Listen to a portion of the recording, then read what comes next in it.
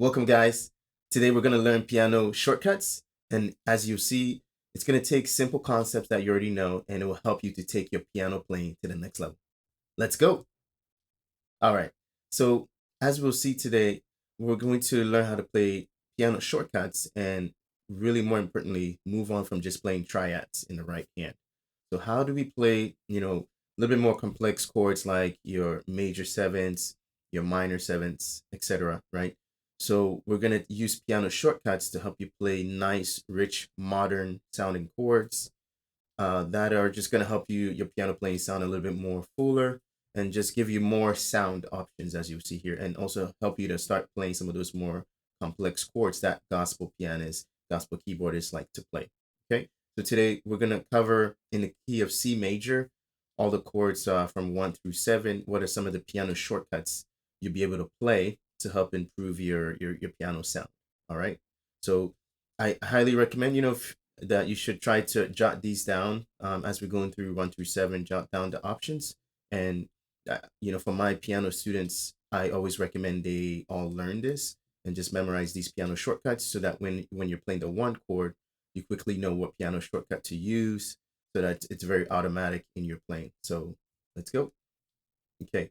So for the one chord in the key of C, right? So we're in key of C. So here's the C major scale. C, D, E, F, G, A, B, C. All right. And that's also our 1, 2, 3, 4, 5, 6, 7, 8, or 1. Great. So for the first option, what can we play for the C major? What's the piano shortcut that I want us to memorize here? So for the one chord, we're just going to play a simple C major triad. And that's the piano shortcut for now that I want us to memorize, okay? So play the triad in your right hand, C major, and then just add your bass in the left, okay? And then remember, now we can use any inversion of that C major to give you a different sound option. Okay, great. So now the real piano shortcut now, it really starts around, on the second chord here. So to play the second chord, D minor, generally we'll play the D minor triad, right?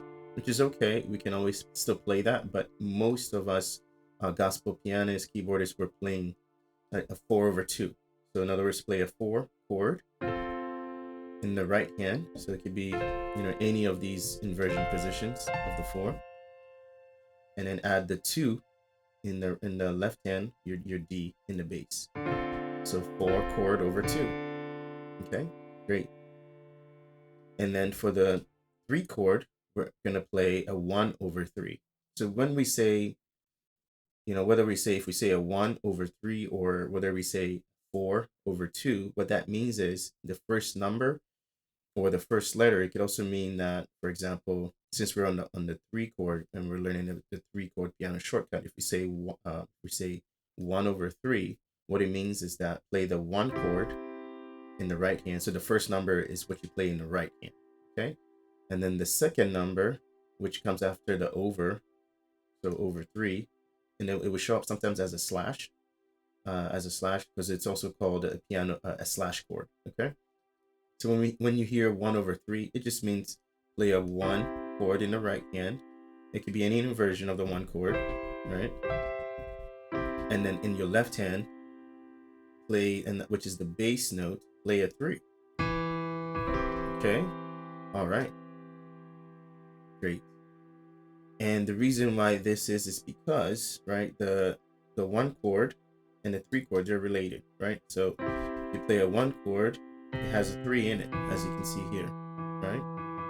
And then even if you play a 3 chord, 3 chord also has a 3 and a 5 in it even, which is also in the 1 chord. So because those two notes because the E and the G are in both the 1 chord and the 3 chord, that's why you can substitute a 3 with a 1 chord in the right hand for the 3 chord.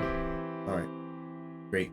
So that's the piano shortcut for the 3 chord. The piano shortcut for the 3 chord is just play a 1/3. And then, and again, that's generally used for like a passing chord, so like the 4. Okay. Okay, now, so for the 4 chord, we'll just play a basic 4. Okay, any 4 major chord, which is an F major in this case. All right.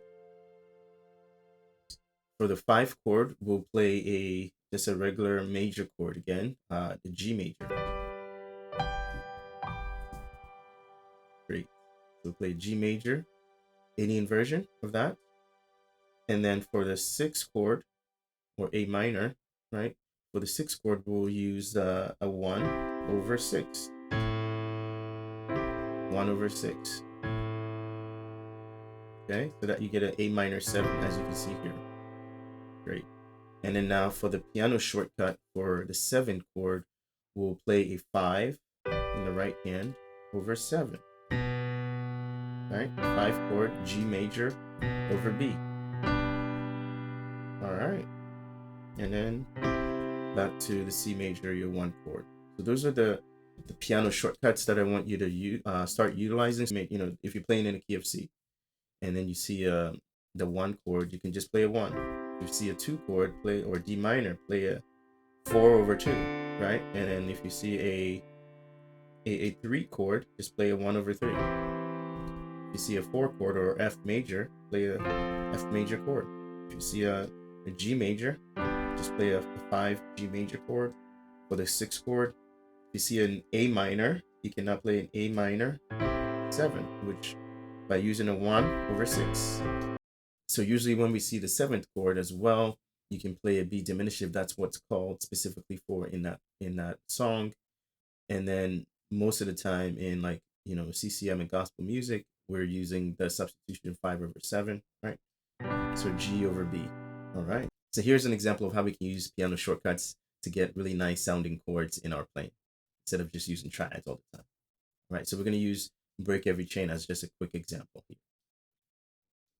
Okay. So normally maybe you might play just using triads, which is fine, right? So you might play the chord progression for break every chain, just to keep it simple here, is just minor 6, 4, 1, 5. So A minor, and then F major, C major, and then G major, okay?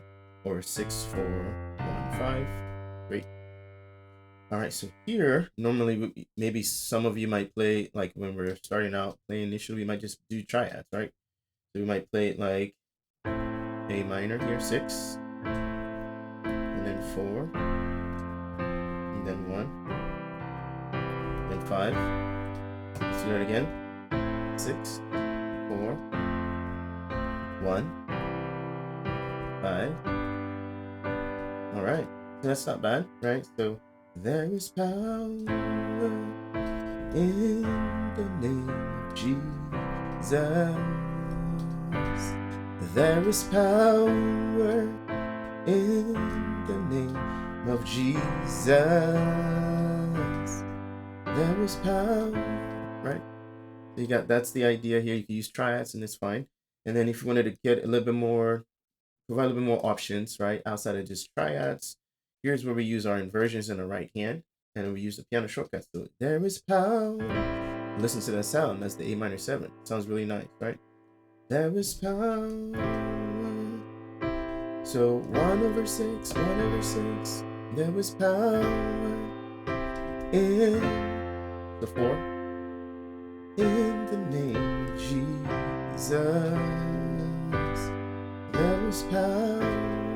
6, 1/6. In the name of Jesus. And then here I just switched to a different inversion position. There was power in the name of Jesus to break every chain, to break every chain, break every chain, to break every chain, to break every chain, break every chain.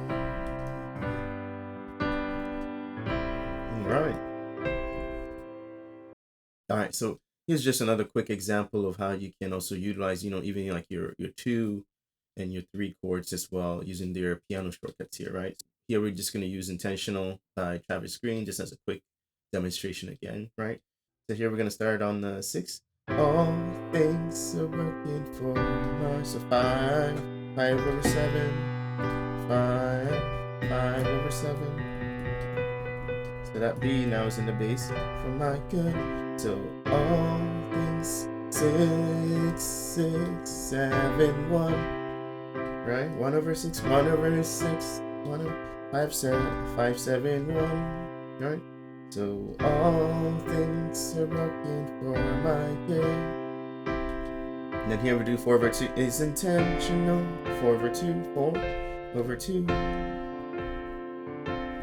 1 over 3, 4. Never failing again. All things are working for my good.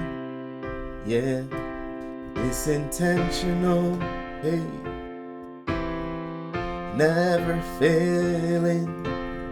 All things are working for my good. Hey, he's intentional, never failing. All right, great. So that's just another example of how you can use your piano shortcuts.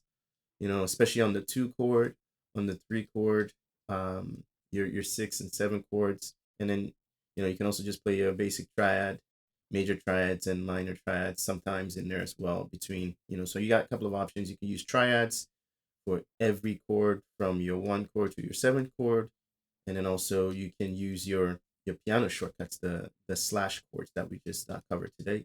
So hope this tutorial has been a great help to you to give you more sound options. If you like this tutorial, remember to also like and subscribe, and be on the lookout for more tutorials coming your way.